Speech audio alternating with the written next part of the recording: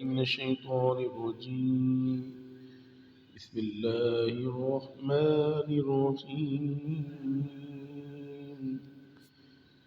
Rabbi इश्रह ली सदरी वयस्सिर ली अमरी वहलुल उक़दतम मिन लिसानी यफ़क़हू क़ौली। ऐ मेरे रब, मेरा सीना मेरे लिए खोल दे और मेरे काम को मुझ पर आसान कर दे और मेरी ज़ुबान की गिरा भी खोल दे ताकि लोग मेरी अच्छी तरह बात समझ सकें। बहुत सारे स्टूडेंट्स कहते हैं हम जो चीज़ पढ़ते हैं वो भूल जाते हैं, तो इंशाल्लाह ये दुआ पढ़ेंगे तो आप इंशाल्लाह चीज़ें नहीं भूलेंगे। चैप्टर 2 है डिफरेंशिएशन डेरिवेटिव। इसका बहुत इंपॉर्टेंट टॉपिक है जिसको मैं आज डिस्कस करने जा रहा हूँ। Find the maximum and minimum value of the function defined by the following equation occurring in the interval 0 to 2 pi. Interval दिया हुआ है 0 से 2 पाई, यानी कि चारों कोऑर्डिनेट्स में हमने देखना है कि फंक्शन कहाँ पे मैक्सिमम है, कहाँ पे मिनिमम है। स्टेटमेंट या तो फाइंड द मैक्सिमम और मिनिमम वैल्यू आ सकता है, या ये आ सकता है फाइंड एक्सट्रीम वैल्यू। दोनों का मतलब एक ही, एक्सट्रीम क्या होता है, मैक्सिमम और मिनिमम भी होता है। तो फंक्शन में जो दिया हुआ है f x equal to sine x plus cos x है, तो हमने इसका डेरिवेटिव फाइंड करना है। सबसे पहले एक्सट्रीम वैल्यू की डेफिनेशन देती है कि हमने दो डेरिवेटिव फाइंड करने होते हैं और फर्स्ट डेरिवेटिव को जीरो करते हैं, वहाँ से एक्स की वैल्यू आती है और वो हमने पुट करनी होती है इन सेकंड डेरिवेटिव। तो हमारे पास फंक्शन जो है वो f x equal to sine x plus cos x है। ठीक है, अब हमने क्या करना है, इसका डेरिवेटिव लेना डी बाई डी। इसका मतलब है derivative with respect to x. दोनों तरफ डी बाई डी एक्स लिखेंगे। हमारे पास फंक्शन क्या था, sign x plus cos x था। दोनों तरफ डेरिवेटिव ले लिया, एफ ऑफ एक्स का भी डेरिवेटिव और sign x plus cos x का भी डेरिवेटिव। डेरिवेटिव दोनों फंक्शंस का हमने ऑपरेट करना है, तो D by D x sine x के साथ भी लिखेंगे और D by D X of cos x के साथ भी लिखेंगे। जो पहला डेरिवेटिव होता है उसकी नोटेशन, अगर एफ ऑफ एक्स हो तो उसकी नोटेशन होती है F dash F X. F of X का derivative F dash F X होता है, ये नोटेशन है। और साइन का जो डेरिवेटिव होता है वो कॉस एक्स होता है और कॉस एक्स का डेरिवेटिव माइनस साइन एक्स होता है। ये लोग बताते हैं लेकिन फुल फार्मूला नहीं बताते। फुल फार्मूला क्या है, एंगल का भी हमने डेरिवेटिव लिखना होता है। साइन का डेरिवेटिव कॉस है, एंगल एक्स है तो उसका डेरिवेटिव साथ हमने लिखना है। डेरिवेटिव एक्स क्योंकि वन होता है तो इसलिए जो इसका साइन एक्स का डेरिवेटिव कॉस एक्स बन जाएगा। ये फार्मूला फुल बताना चाहिए। अगर एंगल 2x होता तो 2x एंगल है उसका भी डेरिवेटिव साथ मल्टीप्लाई होगा। अगर एंगल 3x है तो उसका derivative D by D X of 3x साथ मल्टीप्लाई होता है। क्योंकि x का डेरिवेटिव 1 होता है इसलिए लिखने की ज़रूरत नहीं होती, लेकिन अगर स्टूडेंट्स को बताया जाए तो ये बेहतर होता है, वरना फार्मूला स्टूडेंट्स जो है उसमें गलत अप्लाई करेंगे। कॉस एक्स का डेरिवेटिव माइनस साइन एक्स होता है, क्योंकि एक्स एंगल है उसका भी हमने डेरिवेटिव लिखना है। डेरिवेटिव एक्स क्योंकि वन होता है इसलिए लिखने की ज़रूरत नहीं है, अगर लिख देंगे तो बहुत अच्छी बात है। तो ये साइन एक्स का डेरिवेटिव आ गया कॉस एक्स, कॉस एक्स का डेरिवेटिव क्या आ गया माइनस साइन एक्स, तो प्लस इंटू माइनस क्या आ गया, माइनस आ गया। फर्स्ट डेरिवेटिव आपने फाइंड कर लिया। मैंने क्या कहा था, एक्सट्रीम वैल्यू का मतलब या मैक्सिमम मिनिमम वैल्यू का मतलब है कि दो डेरिवेटिव आपने फाइंड करने होते हैं। पहला डेरिवेटिव आपने फाइंड कर लिया, अब आपने सेकंड डेरिवेटिव फाइंड करना है। D by D X of F dash of X और D by D X of cos of X और D by D X of sine of X, दोनों फंक्शंस के साथ हमने डेरिवेटिव लिखा है, कॉस एक्स के साथ भी और साइन एक्स के साथ भी राइट साइड पे, और एफ डैश ऑफ एक्स था उसके साथ भी, जो लेफ्ट साइड पे था उसके साथ भी डी बाई डी एक्स लिख दिया। डी बाई डी एक्स का मतलब है derivative with respect to x. अभी फॉर्मूला बताया आपको, कॉस का डेरिवेटिव क्या होता है, माइनस साइन एक्स होता है, एक्स का डेरिवेटिव 1 होता है तो इसलिए साथ नहीं लिखा। साइन एक्स का डेरिवेटिव कॉस एक्स होता है, साथ माइनस का सिंबल है, वो एज इट इज आ जाएगा। दोनों डेरिवेटिव आपने फाइंड कर लिए। अब क्या करना है, एक्सट्रीम वैल्यू के लिए, for extreme value F dash of x क्या होता है, उसको हमने ज़ीरो पुट करना होता है। एफ डैश ऑफ एक्स को आपने ज़ीरो पुट कर दिया, ठीक है। एफ डैश ऑफ एक्स क्या है, यहाँ पे हम देख लेते हैं, cos X minus sine x है। तो एफ डैश ऑफ एक्स की वैल्यू पुट कर दी, cos X minus sine X. अब हमने इसमें से एक्स की वैल्यू फाइंड करनी है। Cos of x minus sine of x zero की इक्वल है, ठीक है। अगर माइनस साइन एक्स है, लेफ्ट साइड पे आके पॉजिटिव साइन एक्स हो जाएगा और राइट साइड पे साइन एक्स पॉजिटिव बन जाएगा और लेफ्ट साइड पे कॉस एक्स रहेगा। अब या तो इसको अगर साइन पे डिवाइड करेंगे तो ये कॉट बन जाता है, अगर कॉस पे डिवाइड करेंगे तो साइन एक्स टेंजेंट एक्स बन जाएगा हमारे पास। ठीक है, साइन पे भी डिवाइड कर सकते हैं और कॉस पे भी, लेकिन कॉट को फिर अगर हम साइन पे डिवाइड करेंगे तो कॉट एक्स बनेगा, फिर उसको टेंजेंट में कन्वर्ट करना पड़ेगा। तो हम पहले ही क्या करते हैं, ऐसा फंक्शन बनाया कि टेंजेंट एक्स बन जाए तो कॉस एक्स पे डिवाइड कर देते हैं, दोनों साइडों को हमने कॉस एक्स पे डिवाइड कर दिया, कॉस एक्स को भी कॉस एक्स पे और साइन एक्स को भी कॉस एक्स पे डिवाइड कर दिया। बहुत सारे स्टूडेंट्स कहते हैं जी कि 45 डिग्री पे साइन एक्स और कॉस एक्स बराबर होते हैं। ठीक है, बिल्कुल बराबर होते हैं, लेकिन स्टूडेंट्स के लिए चीज़ मुश्किल है, ऐसी चीज़ बताएं, याद रखने वाली चीज़ है। टीचर तो याद रख लेगा, शायद स्टूडेंट उसको भूल जाए, हर एक स्टूडेंट तो याद नहीं रख पाएगा। तो आप उसको वो चीज़ बताएं जो इसके लिए आसान हो। तो टेंजेंट एक्स इक्वल टू 1 है, ठीक है, 1 is equal to tangent x या टेंजेंट एक्स इक्वल टू 1, एक ही बात है, कॉस कॉस कट जाएगा, 1 आ जाएगा, साइन ओवर कॉस टेंजेंट था। अब टेन को अगर हम इस तरफ मूव कराएंगे तो टेन इनवर्स बन जाएगा, टेन इनवर्स ऑफ 1 कैलकुलेटर में 45 डिग्री आएगा, 45 डिग्री आपके पास π/4 होता है। अगर नहीं याद रख सकते तो डिग्री को रेडियन में कन्वर्ट करने के लिए क्या करते हैं, पाई और 180 से मल्टीप्लाई कर देते हैं। 45 डिग्री आया था तो पाई और 180 से मल्टीप्लाई कर दिया, ठीक है, तो 45 1 ज़र 45 4 ज़र, तो पाई और 4 रेडियन में हमने एंगल फाइंड कर लिया। अब ये देखें टेंजेंट क्या है आपके पास, आंसर इसका +1 आया है। अब उसने क्योंकि क्वाड्रेंट्स में कहा था, चारों क्वाड्रेंट्स में, तो हमने देखना है कि टेंजेंट एक्स पॉजिटिव कहाँ पे है। अगर टेंजेंट एक्स की वैल्यू माइनस आती है तो हम देखते हैं कि टेंजेंट एक्स नेगेटिव कहाँ पे है, क्योंकि टेंजेंट एक्स पॉजिटिव आया तो हमने देखना है पॉजिटिव किस किस क्वाड्रेंट में है। तो टेंजेंट एक्स पॉजिटिव जो होता है वो फर्स्ट और थर्ड क्वाड्रेंट में पॉजिटिव होता है, और रेफरेंस एंगल आपका जो है वो π/4 है। अब टेंजेंट पॉजिटिव फर्स्ट क्वाड्रेंट में होता है, फर्स्ट क्वाड्रेंट में एंगल क्या होता है आपका एक्स होता है, ठीक है, और एक्स की वैल्यू आपके पास क्या आई थी, π/4 आई थी। तो फर्स्ट क्वाड्रेंट के अंदर आपने एंगल फाइंड कर लिया। अब आप सेकंड क्वाड्रेंट में एंगल को क्या करेंगे, फाइंड करेंगे। सेकंड क्वाड्रेंट में एंगल फाइंड करने से पहले मैं पुट करके बता देता हूँ। फर्स्ट क्वाड्रेंट में angle x equal to x था, एक्स की वैल्यू π/4 थी, ठीक है, पुट कर दी, एक सोल्यूशन आ गया फर्स्ट क्वाड्रेंट में। अब सेकंड क्वाड्रेंट में जो एंगल होता है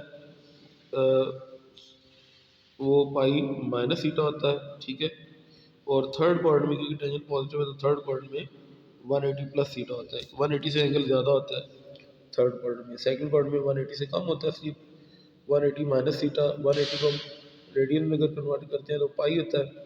अब 180 से एंगल ज़्यादा है क्योंकि थर्ड क्वाड्रेंट में, तो पाई प्लस थीटा हम लिखेंगे। थीटा की वैल्यू क्या आई थी, यानी कि थीटा हमारा एक्स है, यहाँ पे x equal to pi plus x, और एक्स की वैल्यू π/4 आई थी, ये रेफरेंस एंगल आपका π/4 था।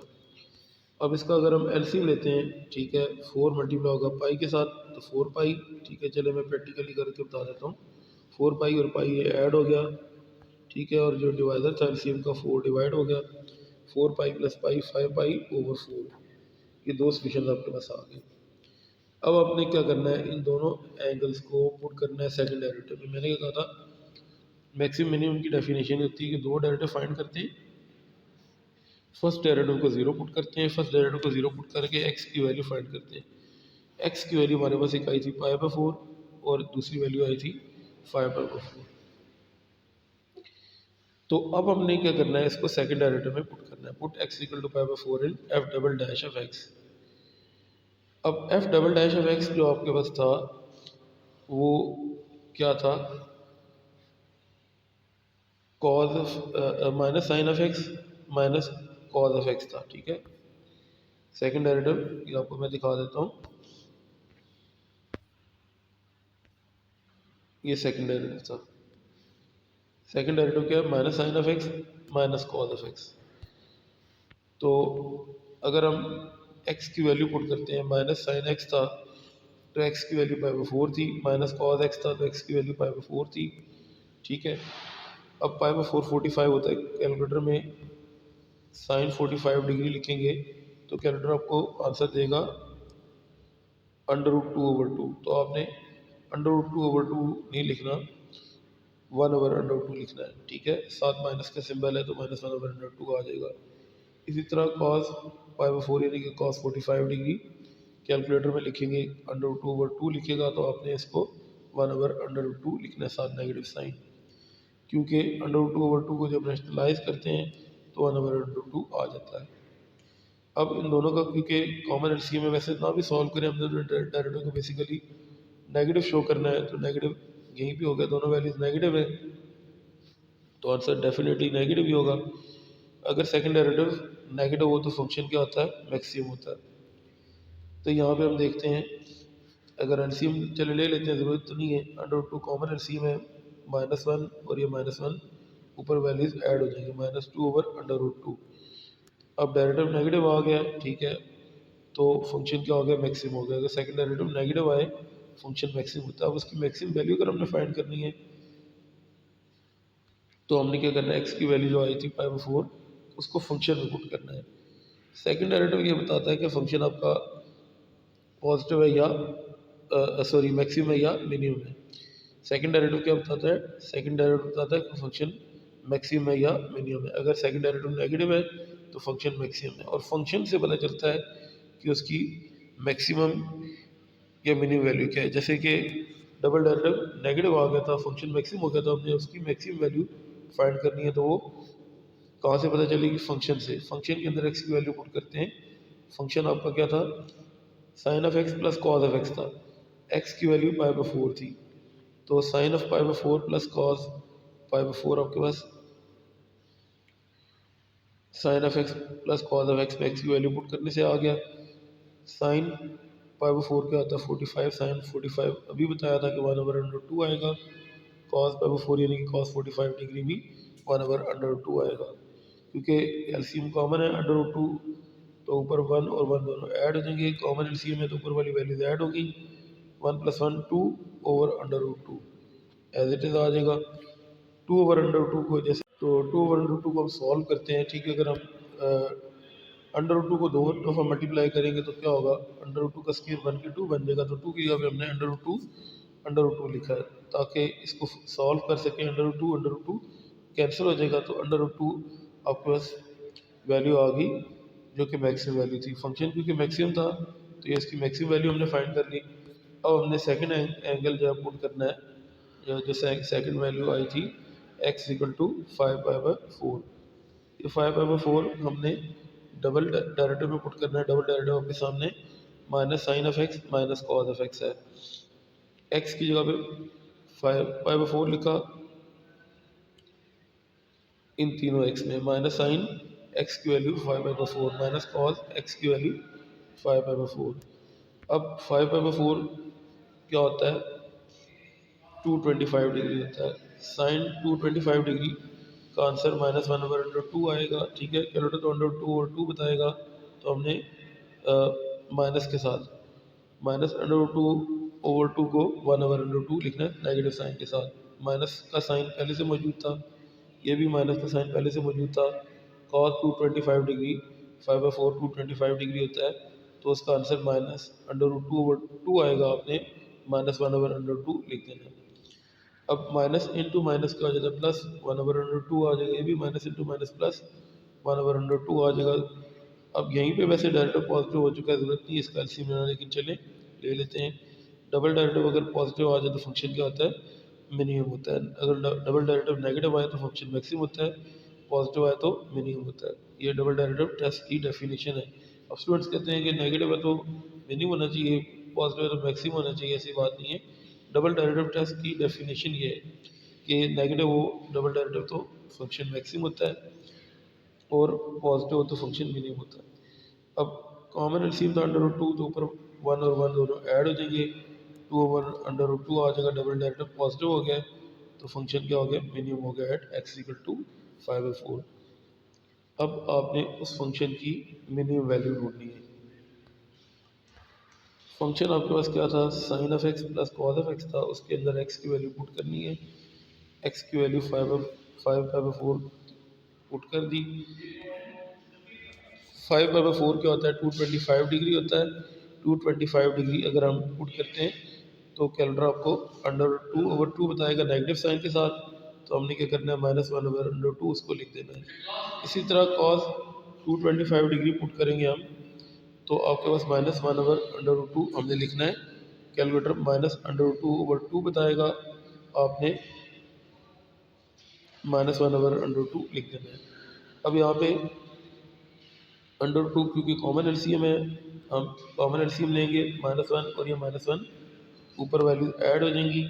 -1 और -1 कितने हो जाएगा, -2/√2। तो हम क्या करते हैं, 2 को √2 दो दफ़ा मल्टीप्लाई करते हैं तो √2 का स्क्वायर 2 बनेगा। बेसिकली हम इस √2 को कैंसिल करना चाहते थे, तो ये फंक्शन की क्या आ गई, मिनिमम वैल्यू आ गई। अच्छा, अब जो स्टूडेंट की कन्फ्यूजन है वो भी यहाँ से दूर मैं करना चाहूँगा। अब मुझे ये बताएं कि -√2 बड़ा है या √2 बड़ा है। ऑब्वियसली √2 बड़ा है और -√2 छोटा है। तो यहाँ से कन्फ्यूजन ख़त्म होगी कि मैक्सिमम वैल्यू है √2 और मिनिमम वैल्यू है -√2। तो डबल डेरिवेटिव टेस्ट के मुताबिक यहाँ से अगर देखें तो वो नेगेटिव था तो उसकी मैक्सिमम वैल्यू आई थी। ठीक है, तो यहाँ से अगर वीडियो पसंद आए तो इसको लाइक भी कर दें, सब्सक्राइब भी मेरे चैनल को दूसरों के साथ शेयर भी कर दें। जज़ाकल्लाह।